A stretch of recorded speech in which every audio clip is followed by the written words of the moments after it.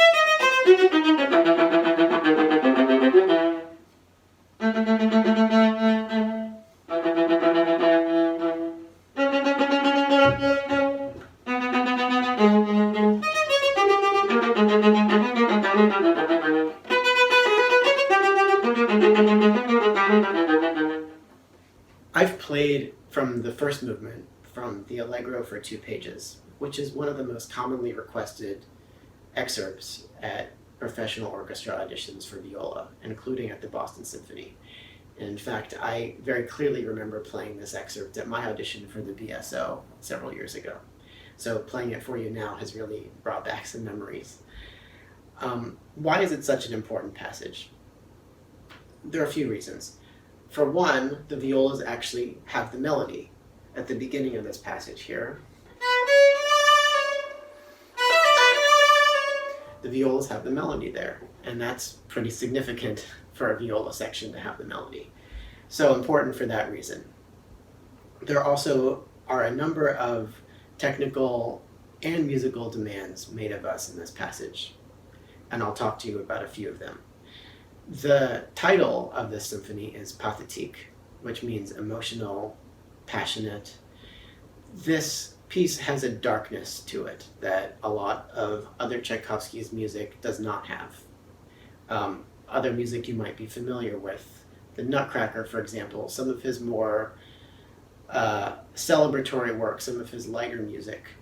This is really different from that, and it's important to reflect that in how you play this excerpt. So you want to choose a tempo and a sound in which you can really reflect that darkness. If you listen to a lot of recordings of this piece, you'll find that in the first movement there's a large range of possible tempi, ranging anywhere between, let's say, 104 to the quarter note up to 126 to the quarter note, and maybe beyond that even. I would suggest you choose a moderate tempo, somewhere between 108 and 112 to the quarter note. That allows you to both easily execute some of the bow strokes, but also get that grave character that you're looking for. Once you've chosen a tempo, be sure to practice this excerpt with the metronome a lot. One of the difficult things about this passage is that it's so segmented. You'll have a section followed by a rest, followed by another section, followed by another rest, and so forth. And all of the sections need to be performed in the same tempo, and that can be tricky. So playing a lot with the metronome really does help you to accomplish that. I find it very difficult to start this passage. It's very delicate at the beginning and soft, and it's hard to start something that delicate from a dead stop. So I have a suggestion. Place your bow on the string and tilt the stick slightly away from you so you're using a little bit less hair. You're working with a little bit less. If you start with a lot of hair, say with a full hair, it's easy to get a sharp articulation at the beginning. And if you just tilt the stick slightly, work with a bit less hair, you can get good contact with the string. You can really sink into the string and not get that sharp articulation, so it's nice and smooth. So that's a good way to both physically and mentally prepare yourself to play this passage. This section that follows is one of a number of 16th note passages in this excerpt. Separate 16th notes with dots in this context should be played sautillé. Sautillé is a stroke. It's a bow stroke that's on the string but sounds off the string, and this is what I mean. So I'm playing just below the middle of the bow, over the balance point with the quick stroke. And if I do that, then at this point in the bow, there is some action in the stick, which gives every note an articulation. And that makes it sound as though I'm playing off the string, even though my bow hair is staying on the string. It's important to play with a straight bow as well. The mechanics of this: open and close the forearm. That's what the motion comes from. We want to keep the upper arm still, the right shoulder nice and relaxed, the neck nice and relaxed, and again play with a straight bow. The motion comes that way. If you have seen any movements in my fingers and wrist, those are all passive movements. I'm never initiating the stroke or the motion from my wrist and fingers. They're just along for the ride. So in practice, in this excerpt, put it in that part of the bow and you'll get just the right sound. And that can be applied to all of the 16th note passages with dots in this excerpt. The next complicated bowing is on the following page, the ricochet, which is marked saltando in this part.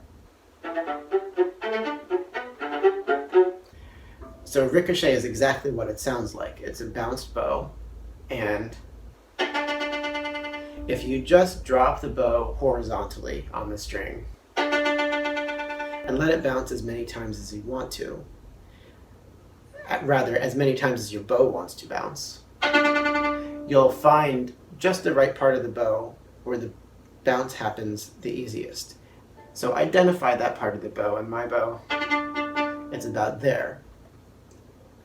To control the stroke, we have to control the stroke because we have 2 ricochet notes and we can't just let it bounce as many times as it wants. So to control this a bit better, I recommend, again, to tilt the stick a bit away from you so you're working with just a little bit less hair. If you work with a little bit less hair, less chance that the bow is going to bounce too far off the string. Although we want to bounce, we want to keep our bow close to the string. Otherwise it gets a little bit wild and unruly if we get too much air in the stroke. Once you've identified that part of the bow, stay in it, even for these 3 up bows after the 2 ricochet notes. Those 3 up bows should be in that same ricochet section. If you get too far away, it's very hard to get back for the next ricochet notes that you have to play. So I'm staying close to the string and within that section of the bow. You want to memorize that part of the bow where your ricochet happens because you can always count on it. It will never let you down. If you're at an audition, you're maybe a little bit nervous and you're set to play this Tchaikovsky excerpt, if you know exactly where your ricochet works, that will provide you with a little bit of comfort in an otherwise difficult and nervous situation. So definitely do memorize that. A few other quick points. Be sure to vibrate every note, or at least make an effort to vibrate every note, including the 16th notes. A little bit of vibrato, even the smallest vibrato motion on fast notes, really goes a long way to making the sound and the stroke sound much warmer and more pleasant to listen to. There are a number of subtle dynamic changes in this excerpt. For example, from pianissimo to piano. Do make those distinctions known. You don't have to exaggerate, but it should be obvious to your audience that you are making those distinctions. Likewise, these hairpins. That's important. And then on the next page, you want to make those hairpins very obvious. Don't overdo it, don't exaggerate. They should still be tasteful, but obvious to your audience that you've made the hairpin. So I hope that you've found this helpful. I'm really grateful that you're staying connected with us via social media and our website, and I hope that you'll continue to stay connected with us. I really hope to see you from the stage before too long. So stay safe, keep practicing, and wash your hands.